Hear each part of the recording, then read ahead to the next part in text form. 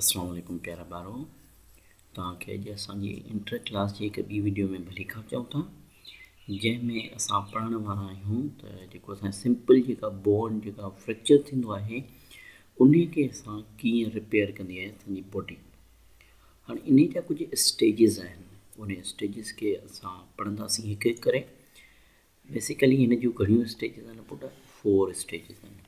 पहिरीं जेका स्टेज आहे इन जो नालो आहे हेमाटोमा स्टेज। ॾिसो हेमाटोमा जेको स्टेज आहे इन में थींदो छा आहे, जॾहिं बि असांजो फ्रैक्चर थींदो आहे, ठीकु आहे, बोन्स में जेके रत जूं नसूं जेके हूंदियूं आहिनि, खून जी जेके ब्लड वेसल्स हूंदियूं आहिनि बोन्स में, ऐं उन जे जेके चौधारी इर्द गिर्द जेके हूंदियूं आहिनि, किथे पुट पेरिस्टियोम असांजी टुटंदी आहे। पेरिस्टियोम जीअं टुटंदी आहे त छा थींदो आहे, असांजो जेको ब्लड आहे उहो उते खां ॿाहिरि निकिरंदो आहे, स्किप थींदो आहे, ऐं उहो मैसिवली तमामु घणे मिक़दार में जमा थी वेंदो आहे उन चौधारी, ठीकु आहे, ऐं हिकिड़ो स्ट्रक्चर ठाहींदो आहे। इन स्ट्रक्चर खे असां क्लोट चवंदा आहियूं, माना रत जो ॼमणु, ठीकु आहे, ऐं इन स्ट्रक्चर खे असां छा चयोसीं, हेमाटोमा चयोसीं। हेमाटोमा बेसिकली छा आहे, जेको रत जेको असांजी बोन जे टुटण जे करे, असांजे जेके ब्लड वेसल जे फाटण जे करे उते खां असांजी जेका पेरिस्टियोम कवरिंग आहे उहा टुटे, उन खां ॿाहिरि निकिरी हिकिड़ी इलाही मिक़दार में जमा थी वञे, इन खे असां छा चवंदा आहियूं, हेमाटोमा स्टेज चवंदा आहियूं।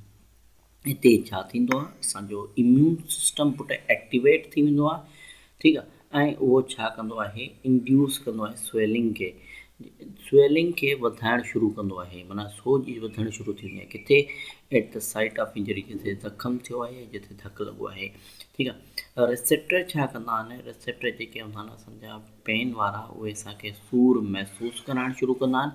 उन सां गॾोगॾु छा थींदो आहे, छाजे करे बि सूरु असांखे छाजे करे पियो थिए, छो जो हिते जेको आहे रत जी सप्लाई छा थी वई आहे, बंदि थी विया आहे। जिते असांखे रत जी सप्लाई बंदि थींदी आहे उते छा थींदो आहे, सूरु थियणु शुरू थींदो आहे। बोन जा जेके सेल्स आहिनि उहे मरणु शुरू थींदा आहिनि, ईअं खणी चऊं, या उन्हनि खे ग़िज़ा जी कमी थी वेंदी आहे, डिप्राइड माना कमी थियणु, ऐं उहे जेको आहे सो मरणु शुरू थी वेंदा आहिनि, ठीकु आहे। हेमाटोमा जेको आहे सो इंटरनली छा कंदो आहे, अंदरां ई जेको आहे सो ब्लड खे सील करे छॾींदो आहे, फ्रैक्चर जी जेका साइट हूंदी आहे उनखे बिल्कुलु ब्लॉक फ्रैक्चर सील करे छॾींदो आहे, बंदि करे छॾींदो आहे, ऐं प्रिवेंट कंदो आहे छाकाणि त वधीक असांजो रतु ज़ाया न थिए, लॉस न थिए रत जो, ठीकु आहे, ऐं प्रोवाइड कंदो आहे असांजे रत खे हिकिड़ो फ्रेमवर्क, त जीअं हू जेको आहे सो हीलिंग प्रोसेस थी सघे। हीलिंग माना जेको ज़ख़्म थियो आहे उहो वापसी नॉर्मल थियण जे लाइ, नॉर्मल थिए माना भरिजणु शुरू कंदो आहे, भरिजण जे लाइ, ज़ख़्म खे भरिजण जे लाइ मदद कंदो आहे, ठीकु आहे पुटु। हाणे जेको ॿियो स्टेज आहे, ॾिसो ॿियो स्टेज जेको आहे उनखे असांजे fibro cartilaginous केलस formation, fibro cartilaginous केलस ठहणु, केलस चइबो आहे अनडिफ्रेंशिएटेड सेल्स खे, उन्हनि जे ठहण वारे मरहले खे असां छा पिया चऊं, जंहिंमें फिब्रो कार्टिलेजिनस ठहंदो आहे असांजो, ठीकु आहे। हाणे ॾिसो कुझु हफ़्तनि में, विद इन फ्यू वीक्स, कुझु ई हफ़्तनि में नयूं रत जूं नसूं ठहंदियूं असांजूं, ठीकु आहे, ऐं खोड़ सारा ऑस्टियोब्लास्ट असांजा सेल्स आहिनि उहे ठहणु शुरू थी वेंदा आहिनि। किथां खां पुटु, पेरिस्टियोम खां। जीअं त असांखे ख़बर आहे त पेरिस्टियोम जेको आहे बोन जी आउटर कवरिंग खे चइबो आहे, ऐं पुटु उहे असांजे दाख़िल कंहिं में थींदियूं, हेमाटोमा में। ऑस्टियोब्लास्ट जेके आहिनि पुटु, इहे असांजा न्यू डिवाइडिंग सेल्स आहिनि, उहे जल्दी डिवाइड थींदा, तक़सीम थींदा, ऐं असांजे लाइ नई स्पॉन्जी बोन ठाहींदा, ठीकु आहे, किथे जिथे असांजे कंहिं नयूं ब्लड वेसल आहिनि उन्हनि जे बिल्कुलु वेझो। ॿिए स्टेप, ॿिए नेक्स्ट फेज़ में छा थो थिए, हीलिंग जेको आहे सो शुरू थी वञे, ज़ख़्म जो भरिजणु शुरू थी थो वञे। कीअं, असांजा नवां टिशू ठहनि था, उन्हनि नवनि टिशूज़ खे असां छा था चऊं, ग्रेन्यूलेशन टिशूज़ था चऊं। छा था चऊं, ग्रेन्यूलेशन टिशूज़। हाणे जेके ग्रेन्यूलेशन असांजा जेके टिशूज़ आहिनि पुटु, इन्हनि में छा हूंदो आहे, इन्हनि में नयूं रत जूं नसूं हूंदियूं आहिनि, ऐं हिकिड़ो कम्प्लेक्स हूंदो आहे फिब्रोब्लास्ट जो, हिकिड़ो कम्प्लेक्स हूंदो आहे स्ट्रक्चर, ठीकु आहे। उन सां गॾोगॾु हिन में छा हूंदो आहे, वेस्कुलर एंडोथेलियल असांजा सेल्स हूंदा आहिनि, छा हूंदा आहिनि, वेस्कुलर एंडोथेलियल सेल्स हूंदा आहिनि। उन सां गॾोगॾु असांजा मैक्रोफेजिस हूंदा आहिनि, उन मैट्रिक्स में, मैट्रिक्स छा चवंदा पुटु, कोलेजिन जो ऐं फाइब्रिन जो, ॿई छा आहिनि, प्रोटीन आहिनि। अच्छा, उन्हनि मां इहे सभई मिली करे असां छा कंदा आहिनि, गॾु कया वेंदा आहिनि या एड कया वेंदा आहिनि, ऐं हिकिड़ो नओं मेशवर्क ठाहींदा आहिनि, ठीकु आहे, हिकिड़ो नओं मेशवर्क ठाहींदा आहिनि ॼारीअ जहिड़ो, उनखे असां छा चवंदा आहियूं, त उनखे असां चवंदा आहियूं फिब्रो कार्टिलेजिनस केलस। छा चवंदा आहियूं, फिब्रो कार्टिलेजिनस केलस। हाणे थोरो गौर कयूं, फिब्रो कार्टिलेजिनस केलस में छा छा हूंदो आहे पुटु। फिब्रो कार्टिलेजिनस केलस में तव्हांजी फाइब्रोब्लास्ट हूंदा आहिनि, तव्हांजा नेगेटिव वेस्कुलर हूंदा आहिनि एंडोथेलियल सेल्स। उन सां गॾोगॾु पुटु असां वटि मैक्रोफेजिस हूंदा आहिनि, चवंदा आहिनि मैक्रोफेजिस हूंदा आहिनि उन मैट्रिक्स में। उन सां गॾु कोलेजन हूंदो आहे, उन सां गॾु फाइब्रिन हूंदो आहे। इहे सभु असांजा मिली करे छा पिया आहिनि, फाइब्रो कार्टिलेजिस पिया ठाहिनि। किथे ठहंदो आहे पुटु इहो असांजो एट दी ब्रेकन बोन, जिते असांजी बोन टुटी आहे उनजे एंड्स ते जेके डेड सेल्स हूंदा आहिनि, ठीकु आहे, उहे छा कया वेंदा आहिनि, उन्हनि खे पुटु फेगोसाइटोसाइज़्ड कयो वेंदो आहे बाय मैक्रोफेजिस। जेके मैक्रोफेजिस हूंदा आहिनि उहे उन्हनि खे ईटिंग प्रोसेस जी मदद सां उतां खां ख़तमु कंदा आहिनि। उन खां पोइ पुटु छा हूंदो आहे, ओस्टियोब्लास्ट जेके सेल्स हूंदा आहिनि उहे असांजा डेवलप कंदा आहिनि छा, हिकिड़ी असांजी स्पॉन्जी बोन ऐं फाइब्रोब्लास्ट सेल्स जेके असांजे लाइ प्रोड्यूस छा कंदा आहिनि, कोलेजन फाइबर कंदा आहिनि, त जीअं छा थिए रीफॉर्म थिए, असां जेको फ्रैक्चर जेको बोन आहे उहो वापसी असांजे लाइ ठही वञे, ठीकु आहे। अच्छा, उन खां पोइ जेको हुन जो पुटु थर्ड स्टेज अचे थो, थर्ड स्टेज में ॾिसूं था छा थो थिए। चए थो थर्ड स्टेज में असांजी बोनी केलस फॉर्मेशन थिए। पहिरीं कार्टिलेजिनस थी वियो, हाणे असांजो बोन ठहणु शुरू थींदी। पुटु जॾहिं बि तव्हांजो जेको सॉफ्ट बोन ठहंदो आहे उनखे अॻिते हली छा कयो वेंदो आहे, कैल्सीफाइड कयो वेंदो आहे। मतिलबु त हिन में कैल्सीफिकेशन कई वेंदी आहे, कैल्शियम जी डिपोज़िशन कई वेंदी आहे ऐं उनखे तब्दील कयो वेंदो आहे हार्ड बोनी केलस में।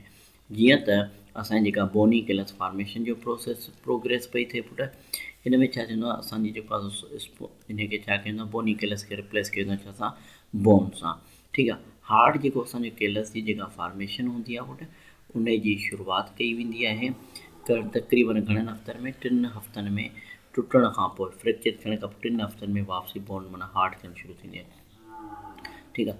कंटिन्यू थींदो आहे पुटु तक़रीबन केतिरनि महीननि ताईं, 3 महीननि ताईं।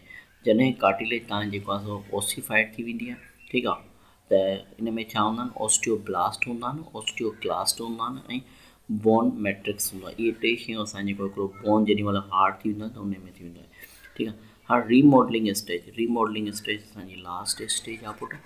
हाणे इन में छा थो थिए, रीमॉडलिंग स्टेज में असांजो जेको आहे स्टेज आहे जॾहिं तव्हांजी ओल्ड बोन टिश्यू जेको आहे उहे रिमूव कया वेंदा आहिनि ऐं उन्हनि में पुटु हिकु नओं बोन आंदो वेंदो आहे ऐं उनखे जॉइन कयो वेंदो आहे किथे, फ्रैक्चर जी ॿिन्ही साइड ते, मतिलबु जिते टुटी आहे न बोन उन्हनि जे ॿिन्ही साइड ते अची वेंदो। हाणे रीमॉडलिंग असांजी पुटु तॾहिं स्टार्ट थिए थी जॾहिं ओस्टियोब्लास्ट सेल्स छा था कनि, डिटेक्ट कंदा को बि फ्रैक्चर खे ऐं उते जेको आहे सो मोनोसाइट्स खे वधाइनि था, ठीकु आहे। कंहिं बि फ्रैक्चर खे मालूम पिया कनि त हिते थियो आहे, उन खां पोइ उते वधनि पिया छा, मोनोसाइट्स।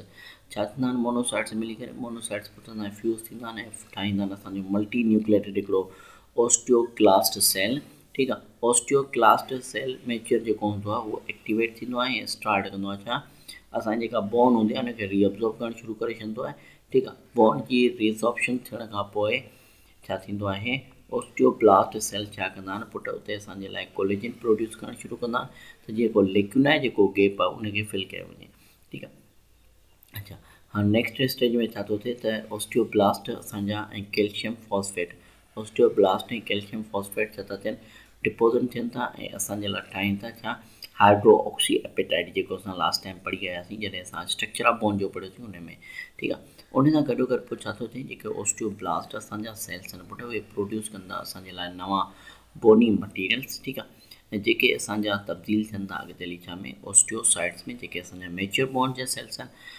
आख़िरकार असांजे जेके बोनी केलस जेको आहे पुटु उहो असांजो रीमॉडल थिए थो छा सां, ओस्टियोक्लास्ट सां, ॾिसो। ऐं उन सां गॾोगॾु असां वटि जेको आहे सो ओस्टियोब्लास्ट आहे ऐं असां जेको आहे सो कॉम्पैक्ट बोन हिन में एड कई थी वञे, जीअं असांजो ओरिजिनल बोन हूंदो आहे टुटल, जीअं ओरिजिनल अनब्रोकन बोन हूंदो आहे तीअं थींदो आहे, ठीकु आहे। फ्रैक्चर असांजो हील्ड थी वियो आहे, फ्रैक्चर जेको असांजो हुयो उहो हाणे असां हुन ज़ख़म भरिजी चुको आहे, ठीकु आहे। रीमॉडलिंग असांजी छा करे थी, तक़रीबन पुटु इलाही महीना लॻंदा हिन में, ऑलमोस्ट के 6 महीना लॻंदा, ठीकु आहे। पर बोन जेको आहे सो उहा माना अनइवन रहंदी आहे काफ़ी सालनि ताईं, ठीकु आहे। हाणे इहो हिकिड़ो मतिलबु त हिकिड़ो वॾो प्रोसेस आहे जंहिंमें असांजी बोन जेको आहे सो टुटण खां पोइ वरी वापसी पुटु रीमॉडल थिए। हाणे ॾिसो पहिरियों जेको स्टेज आहे डायग्राम में ॾिसूं था, हीअ असांजो बोन ई टुटी आहे हितां खां। हाणे हीअ जेको आहे केलस ठहियो, हेमाटोमा ठहियो आहे, ठीकु आहे। ब्लड ॿाहिरि जमा थियो हिते असांजो, ठीकु आहे, हीअ क्लोट थी वियो, हिनखे असां चयोसीं हेमाटोमा। नेक्स्ट स्टेज में छा थो थिए पुटु, नेक्स्ट स्टेज में तव्हां ॾिसंदो त हिते असां जेको आहे सो इंटरनल केलस ठहियो आहे। हाणे जेको आहे एक्सटर्नल केलस आहे, इंटरनल केलस आहे। हिते असांजे फ्रैक्चर अचण खां पोइ हाणे नयूं ब्लड वेसल्स वग़ैरह हिते टुटियूं हुयूं, हिते नयूं ठहनि पियूं, ठीकु आहे। नेक्स्ट स्टेज में ॾिसो असांजो स्पॉन्जी केलस जेको आहे सो ठही चुको आहे, स्पॉन्जी बोन असांजो ठही चुको आहे। नेक्स्ट में असांजे स्पॉन्जी बोन खे छा कयो आहे, हार्ड बोन में तब्दील कयो आहे ऐं फ्रैक्चर जेको आहे असांजो हील थी चुको आहे। हीअ नॉर्मल असांजी बोन ठही चुकी आहे, ठीकु आहे। हाणे इहो जेको स्टेज हुयो, इहो जेको प्रोसेस हुयो, इन खे असां चयोसीं त असांजो जेको बोन फ्रैक्चर थी वञे त उहा कीअं नॉर्मल थिए थी। त उमेद आहे पुटु हीअ टॉपिक तव्हांखे सम्झ में आयो हूंदो। इंशाल्लाह मिलंदासीं हिकु ॿी वीडियो में। तेसिताईं पंहिंजो खोड़ सारो ख़्यालु रखंदा। मूंखे ॾींदा इजाज़त। अल्लाह हाफ़िज़।